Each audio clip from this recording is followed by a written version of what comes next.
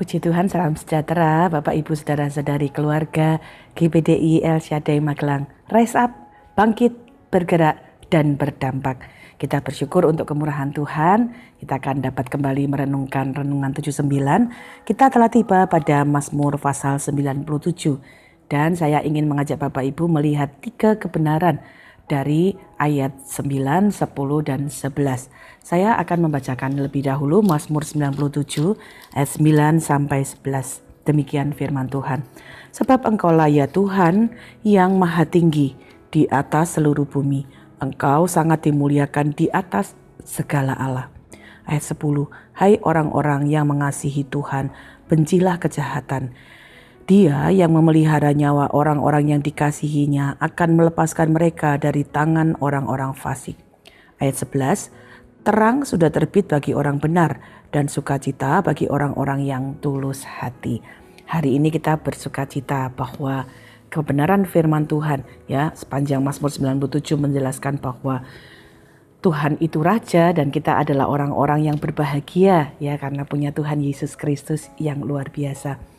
Nah, mari kita lihat apa yang kita dapat pelajari dari Mazmur 97, terutama pada ayat 9, 10, dan 11. Yang pertama ayat 9, sekali lagi saya bacakan. Sebab Engkaulah ya Tuhan, maha tinggi di atas seluruh bumi.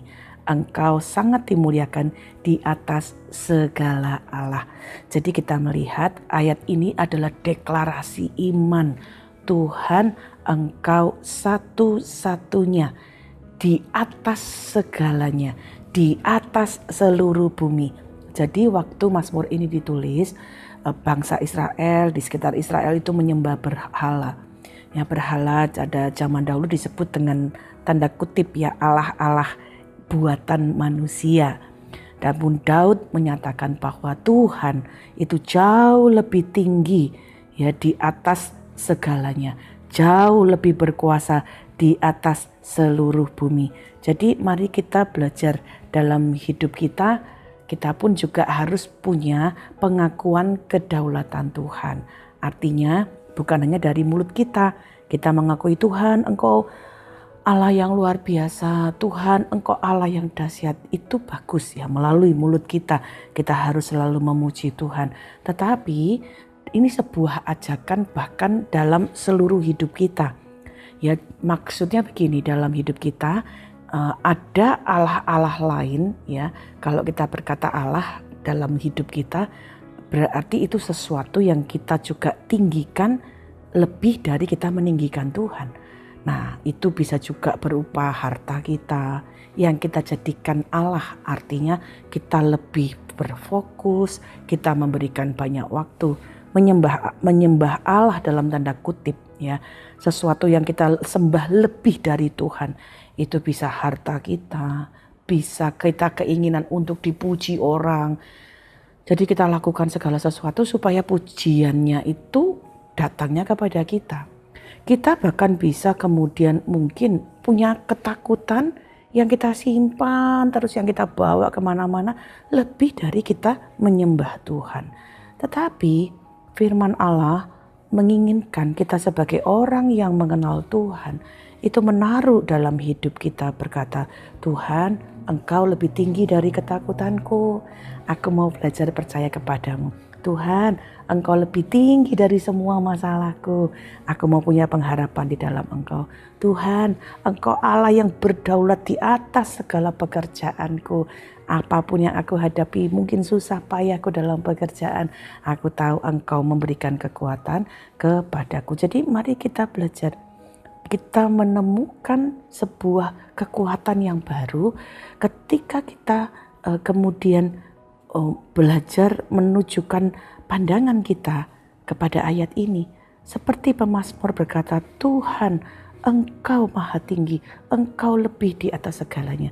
Kiranya ayat yang kita baca ini juga mengingatkan kita itu punya Tuhan yang lebih dari segala-galanya.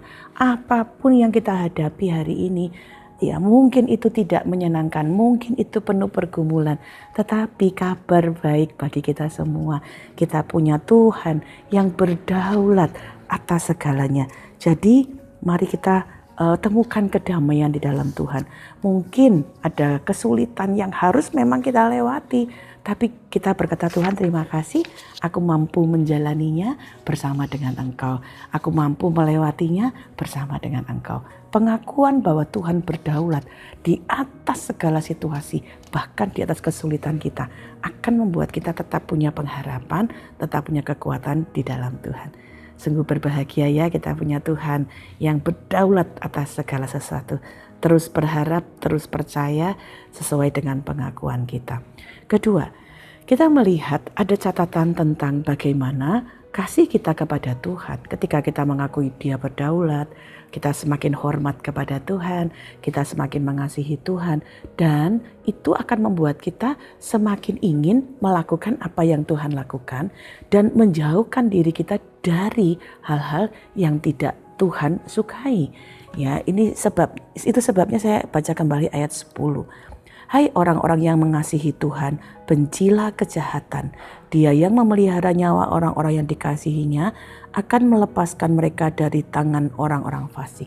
Jadi kalau kita mengakui kedaulatan Tuhan, Allah yang luar biasa, lalu kita mengasihi Dia, menaruh pengharapan kepada Dia, kita tentunya keinginannya menyenangkan Tuhan semakin besar. Itu sebabnya kalau kita cinta kepada Tuhan, kita tidak bisa main-main terhadap dosa. Semakin kita cinta kepada Tuhan, semakin kita membenci hal-hal yang menghancurkan kehidupan kita, yang tidak sesuai dengan kehendak Tuhan. Jadi mari kita belajar. Orang-orang yang mengakui kedaulatan Tuhan tentunya ingin melakukan hal-hal yang menyenangkan Tuhan. Bencilah kejahatan itu bukan berarti kita membenci pelaku-pelaku dosanya. Tapi kita membenci semua kebiasaan, semua tindakan-tindakan yang bertentangan dengan karakter Tuhan. Ya, kalau Tuhan itu adalah Allah yang jujur dan kita mengakui Tuhan, terima kasih Engkau Allah yang jujur. Jadi kita benci ketidakjujuran. Kita berkata dengan penuh sukacita, Tuhan terima kasih Engkau Allah yang mulia. Kita benci hal-hal yang tidak mulia, hal-hal yang tidak kudus. Kalau kita berkata bahwa Tuhan Engkau Allah yang kasih, Engkau Allah yang penuh dengan kemurahan, kita membenci kekerasan, kita membenci ketidakadilan, kita membenci hal-hal yang tidak sesuai dengan kehendak Tuhan. Jadi kita belajar. Orang yang mengakui kedaulatan Tuhan suka menyenangkan hati Tuhan, sehingga ketika kita tetap berteguh untuk melakukan hal itu, janji firman Tuhan pada ayat ini berkata, Ia memelihara jiwa orang-orang yang dikasihinya. Berarti Tuhan melindungi kita, ya.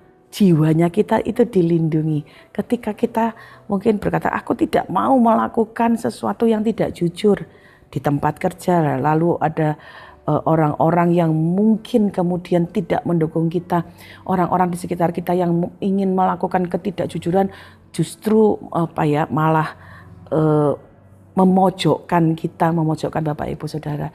Kita tetap diberi kedamaian di dalam jiwa kita, karena firman Allah berkata, Ia memelihara nyawa orang-orang yang dikasihinya. Tuhan memelihara jiwa kita, memberikan kita kedamaian. Ya, pada saat kita menghadapi orang-orang yang fasik, orang-orang yang tidak sesuai dengan kehendak Tuhan, orang-orang atau situasi-situasi yang tidak adil, ya, Tuhanlah yang akan melepaskan kita. Jadi mari jadi anak-anak Tuhan. Seperti di Amsal pasal 8 ya, ayat 13 berkata, takut akan Tuhan itu membenci kejahatan. Nah, kalau kita membenci hal-hal yang tidak berkenan kepada Tuhan, ya terus melakukan kebaikan. Mazmur 34 ayat 15 ayat 20 ya menjelaskan kepada kita, mata Tuhan tertuju kepada orang benar dan Ia meluputkan mereka dari semua kesesakan. Jadi kasih kita kepada Tuhan itu akan membentuk karakter kita untuk jadi karakter yang lebih lagi sesuai dengan kehendak Tuhan. Yang terakhir ayat 11 kita lihat.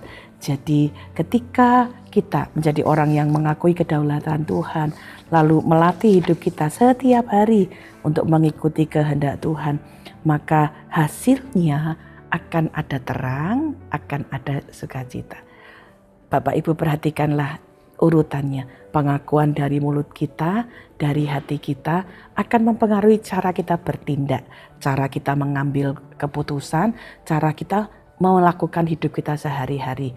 Ya, pengakuan keagungan Tuhan membuat kita juga bisa mengambil keputusan melakukan hal-hal yang agung. Pengakuan atas kemuliaan Tuhan, kita melakukan hal-hal yang mulia, hal-hal yang benar. Sehingga hasilnya pada ayat 11 kita dapat lihat. Saya bacakan Mazmur 97 ayat 11. Terang sudah terbit bagi orang benar dan sukacita bagi orang-orang yang tulus hati. Jadi firman Allah menjelaskan kepada kita, ya, terang sudah terbit itu berarti ada pengharapan yang baru. Tuhan tidak akan membiarkan kita terus-menerus berjalan dalam pergumulan, kegelapan, kesulitan. Ketika waktunya tiba, kita akan melihat, ya, ada pengharapan yang baru, ada jalan-jalan yang dibukakan. Wah, ada penyelesaian yang mungkin kita tidak duga. Ya, ada mungkin bisnis yang macet, Tuhan buka jalan. Ya, kita membutuhkan sesuatu, ada pertolongan. Kapan? Waktu kita sedang membetulkan hal-hal yang ada dalam hidup kita. Kita menjauhkan Allah-Allah yang lain, fokus hanya kepada Tuhan, lalu melakukan hal-hal yang benar. Kadang-kadang kita terus-menerus ada dalam kegelapan, tidak mengalami terang, tidak mengalami sukacita.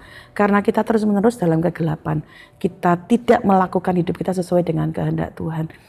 Kalau kita terus-menerus misalnya ada dalam masalah-masalah keuangan, bisa jadi karena kita tidak hati-hati, ya, dalam menggunakan keuangan kita, sehingga kita tidak menemukan jalan keluar yang baik. Tapi ketika kita belajar mengakui Tuhan, Engkau sumber kekuatan, Engkau sumber berkat, lalu kita gunakan uang kita dengan baik, ya Tuhan pasti membuka jalan, ya, untuk kita dapat mengalami terang dan sukacita. Ayat 11 juga berkata sukacita bagi orang yang tulus hati. Artinya ada sukacita di dalam hati. Itu tidak tergantung pada situasi yang di luar. Ya, jadi sukacita itu bukan hanya karena kita dapat berkat, ya, kita semuanya sukacita kalau dapat berkat. Tetapi sukacita yang bagi orang yang tulus hati itu adalah sukacita karena hati kita bersih, hidup kita tulus di hadapan Tuhan. Kalau kita tidak menyimpan dosa, kalau tidak menyimpan hal-hal yang tidak berkenan, kita nggak akan takut, ya. Mau dimanapun kita tetap akan jadi damai, bagai sukacita. Kenapa? Tidak takut ketahuan, tidak takut terbongkar kejahatannya. Karena kita hidup ya apa adanya. Apa yang Anda lihat, ya seperti itulah saya, seperti itulah kami, seperti itulah Bapak, seperti itulah Ibu. Jadi kita diberi sukacita. Orang yang tulus hati apa adanya, hidup benar. Apa yang kita katakan, apa yang kita pikirkan itu sama. Di rumah, di luar gereja, di pasar, di toko. Jadi dimanapun kita bilang, Tuhan, aku apa adanya terbuka di hadapan-Mu. Berkatilah aku dimanapun aku ada. Waktu kita hidup benar, ya, firman Tuhan berkata dalam Yohanes 8 ayat 12, ya, akulah terang dunia, barang siapa mengikuti aku, ia tidak akan berjalan dalam kegelapan. Kalau kita ikut sama Tuhan, hidup dalam terang, perjalanan kita tidak akan ada di dalam kegelapan, ya. Perhatikan, terang itu sudah terbit, bukan akan terbit. Jadi Tuhan akan jadi kekuatan untuk menolong kita langkah demi langkah. Ya, kita mungkin mengalami pergumulan, jangan menyerah, jangan putus asa, jangan hidup dalam keluhan. Tapi hidup Tuhan ini susah, tapi aku tahu Engkau pengharapan. Berikan aku sukacita ya Tuhan, berikan damai, lalu Engkau melangkah lagi. Lihatlah bahwa Tuhan akan memberikan kita kekuatan yang baru. Orang yang hidup benar bukan berarti akan hidup tanpa malam, ya, selalu siang, selalu terang, tidak. Tapi Tuhan berjanji bahwa terang itu sudah datang. Kalaupun ada kegelapan, tetap bertahan, tetap dalam pengharapan kepada Tuhan, tetap tempatkan Tuhan sebagai yang maha tinggi. Tuhan akan membela kita tepat pada waktunya. Jadi hiduplah sesuai dengan kekuatan Tuhan, hidup dengan cara pandang Tuhan. Sehingga kita dapat melihat ketika kita tempatkan Tuhan di tempat yang tertinggi dalam hidup kita, Dia akan menjaga kita dari kejahatan dan membawa kita kepada terang dan sukacita yang abadi. Puji Tuhan, terima kasih Bapak Ibu telah mengikuti Renungan 79. Kiranya ini dapat menjadi berkat bagi kita semuanya. Bapak Ibu boleh membagikan kesaksian, boleh membagikan cerita pemulihan masalah yang kita hadapi. Mari bagikan kesaksian itu supaya dapat mendorong orang-orang yang lain untuk juga percaya kepada Tuhan. Melalui chat WhatsApp 081327420088. Mari kita berdoa. Bapa, mari berikan kami kekuatan untuk terus memandang hidup kami seperti yang Tuhan mau. Melihat bahwa Engkau Allah yang Maha Kuasa dan mengizinkan hati kami tertuju kepada kebenaran-kebenaran-Mu sehingga hidup kami pulih sesuai dengan kehendak-Mu dan kami melihat terang Tuhan, sukacita Tuhan memenuhi hati kami. Berkatilah seluruh keluarga GBDI El Shaddai Magelang agar kami dapat melihat kekuatan, kemuliaan Tuhan menuntun langkah-langkah kami.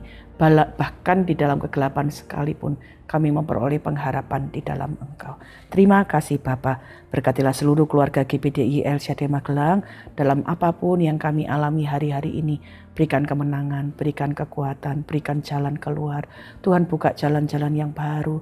Tuhan buka kesempatan-kesempatan yang baru.